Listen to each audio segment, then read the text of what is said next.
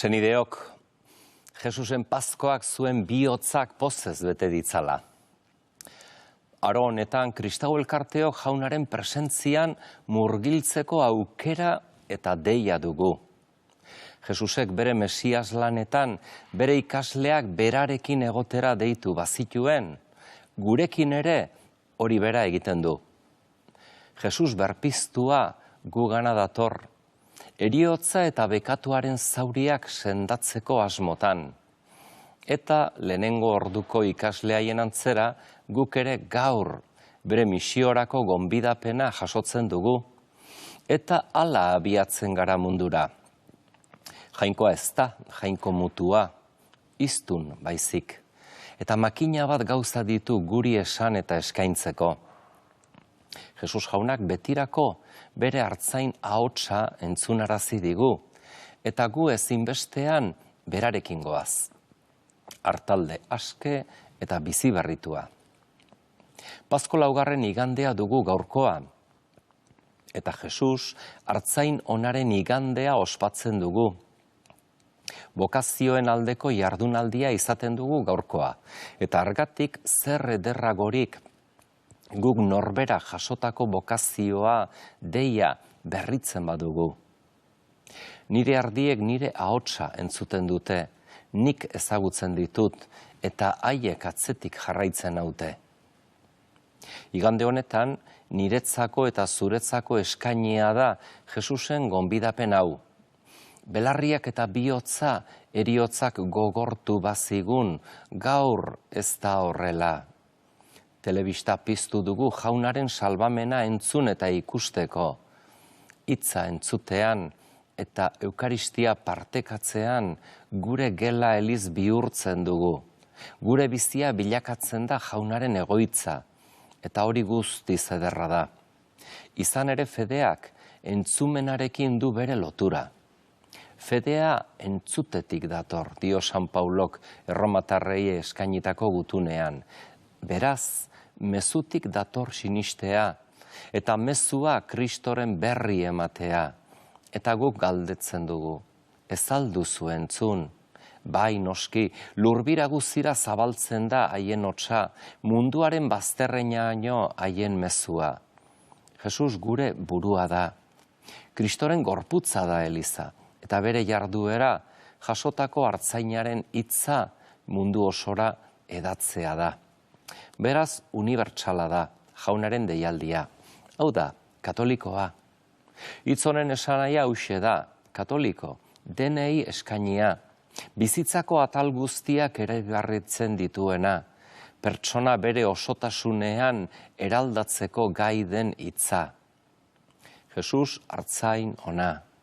Gaur ere gure bitartez eraginkor. San Paulok eta Bernabek apostoluen eginetan liburuan bere senide juduen oztopoa eta debekoa jasotzen dute. Jesusen izena eta bere lege berria Israeldarriei eskaintzeko. Debeku horretan datza gu beste gaineko nazioetako gentilekin batera evangelioa irits ahal izatea.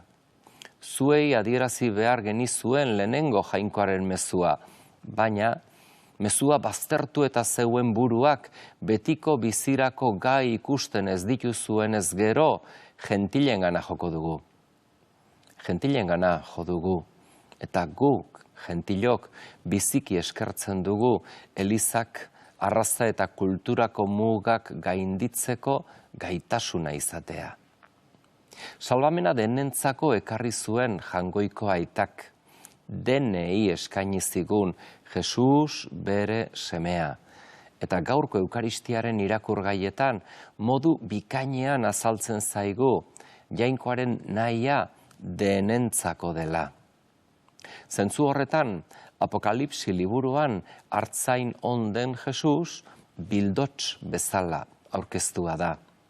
Eta bere salbamenak lau ezaugarri dakarzkigu, non hartzainaren ezaugarriak bildotsaren ezaugarriekin lotzen diren. Bata, bere odoletan garbitu du gure soin gainekoa.